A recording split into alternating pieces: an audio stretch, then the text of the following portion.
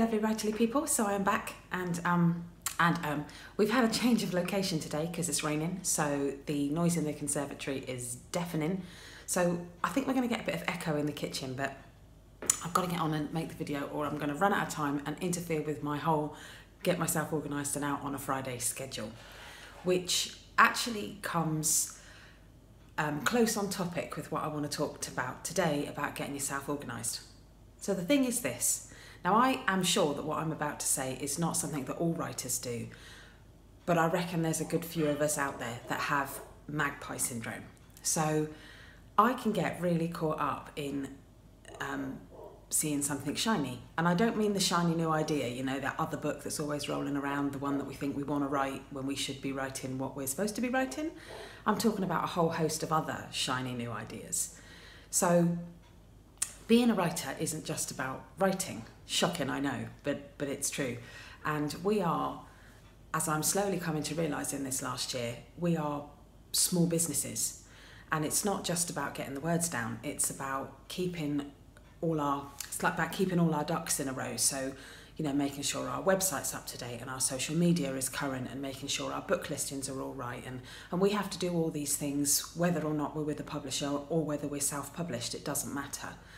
And what I am noticing, because I'm just coming up on my first year, so January the 17th, 2018 is a year since I've sort of officially been in print. And I am going through the process at the moment of making goals for 2018 so I can get myself on track and on target. Because I am disorganised.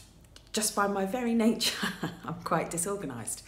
And what I'm noticing is that across the year that's gone, my biggest problem has been getting distracted by wanting to try other things. So getting our books in front of readers is arguably the biggest problem that we have as writers.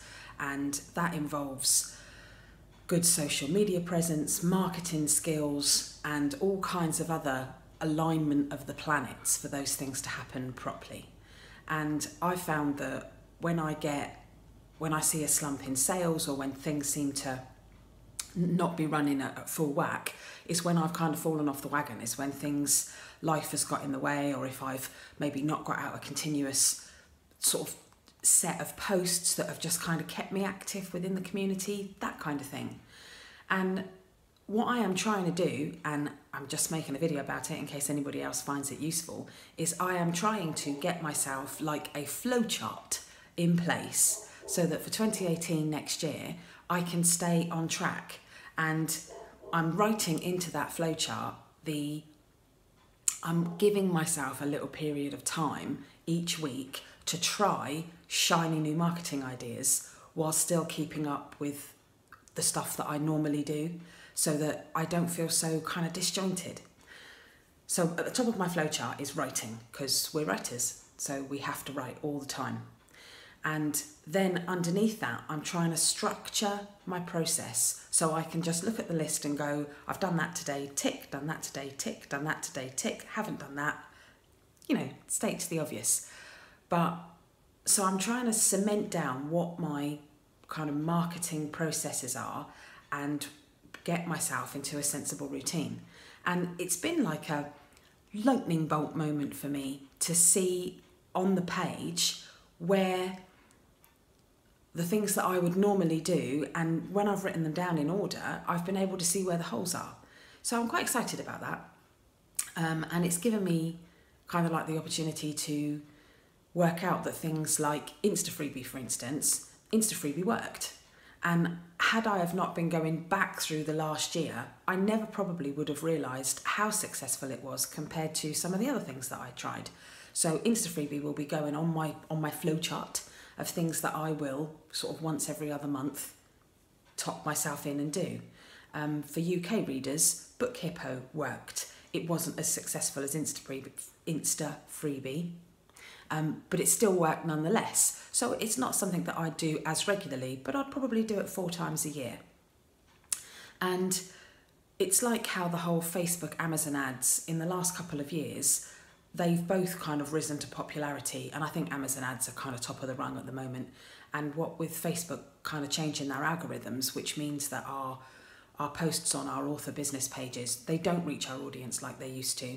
And I think a lot of people are coming to the conclusion that the only way that Facebook business pages work is if you boost your posts or pay for Facebook ads. And I think in a lot of instances, most of us either don't want to or can't afford to do that. And I think there is an issue with whether or not we really believe that it works. So maybe this is just me in this instance, although I have had conversations with other authors about this who have put out Facebook status updates and then boosted them, and they've had a link on the update, but they've had a link back to their own website that they've been able to track. And so at the end of the Facebook boost, Facebook tells them that they've had 170 clicks, and their website tells them that they've only registered 40 visits.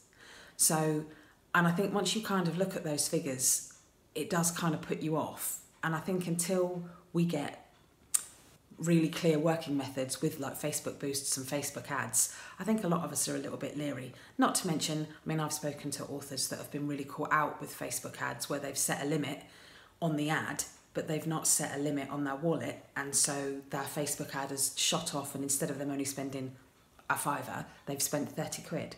So there's a lot out there that's kind of getting talked about and getting juggled about at the moment. But for anyone that is looking at 2018 goals, make a flowchart. I've been absolutely bowled over by what I've learned about my own practices that I didn't know. So that is my short waffle this week, and hopefully next week we can resume normal play in the conservatory. I'll see you all later, writerly folks.